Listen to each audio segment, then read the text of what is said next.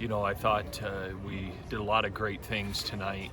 Certainly Kyle Teal was special. To have a 5-hit night is very, very rare in college baseball, and he'd probably tell you didn't have the best game yesterday, and he responded today and was really competitive in every at-bat.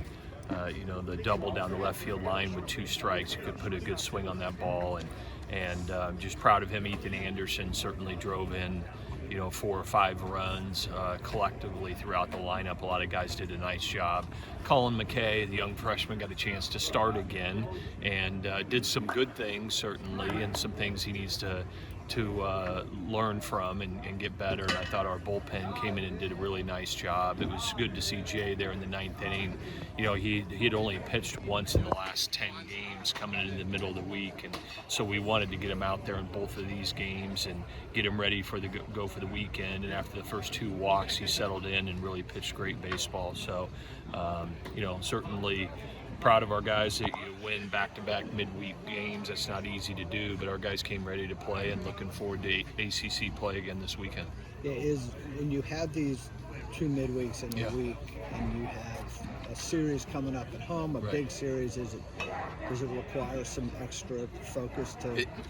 Yeah, it does. I mean, certainly, when you play 2 midweek games in between ACC series, it tests your pitching depth. So you got to have a lot of guys that go out there and do the job. But certainly playing almost the same guys on back-to-back nights at left field and second base, it takes some mental fortitude and be ready to play every day. And these guys have, every day they work hard, they take advantage of the opportunity. And it was good to see us bounce back in the middle of the week after, not a great weekend at Notre Dame. And it shows what these kids are made of, and it shows that they put value in every game that they play. They might not win every game. That's baseball. And, but it's how you respond, and I think they did a great job after a tough weekend. Do you think Jay, now that he's no longer dividing time with football, should that help his baseball? I think so. Even though when Jay was dividing time with football, Coach Elliott was so gracious in nights that he was on the pitching list to potentially pitch for us. He didn't go to football or didn't throw the football. So certainly what's on that young man's plate is just so rare, and I think he's handled it really well. And he was so good for us last year down the stretch pitching for us, and I expect that same out of him this year. And hopefully the opportunities that he had last year he can grow from and be even better for us down this stretch run, because we're gonna need him at the end of ball games.